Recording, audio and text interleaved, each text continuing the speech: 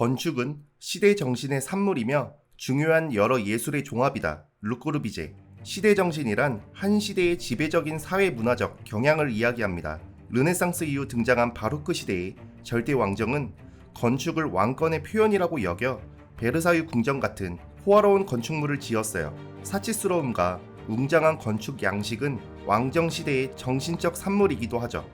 이탈리아 건축가인 바로크 건축의 대가 베르니니의 성 베드로 성당과 몇십 년에 걸쳐 여러 건축가의 손을 거친 프랑스의 베르사유 궁전을 보면 알 수 있죠.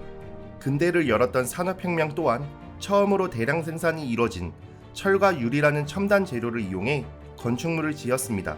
산업혁명이라는 급격한 시대의 변화는 대규모 공장이라는 일자리를 만들어냈고 새로운 생활상과 사상의 변화와 함께 도시화를 촉진시켰죠.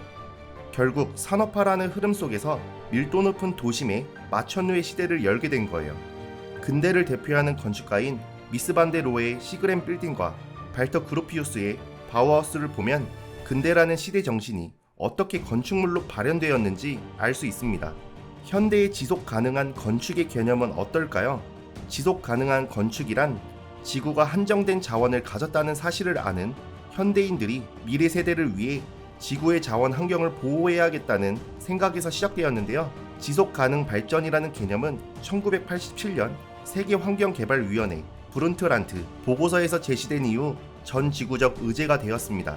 결국 현대건축 또한 21세기의 시대 정신에서 태어난 환경을 고려하는 건축인 거죠. 노먼 포스터의 런던 시청을 보시면 친환경 건축물로서 현대의 우리가 직면한 시대적인 건축의 흐름을 충분히 느끼실 수 있을 거예요. 이렇듯 건축은 당대의 지배적인 사상을 반영하고 이로 인해 건축과 인문학 그리고 철학은 떼어놓을 수 없는 관계가 됩니다. 철학은 세계와 인간에 대한 가장 근본적인 문제들을 탐구하는 학문입니다. 현대 철학과 건축 이론 시리즈는 현대 철학에서의 사고 체계와 건축 분야가 어떤 방식으로 현실에서 구체화되는가에 대한 이야기를 논리적인 흐름에 따라 설명하는데요. 다음 시간부터는 간략하게 책의 내용을 설명하면서 시대를 반영하는 건축과 흐름에 대한 이야기를 해보겠습니다.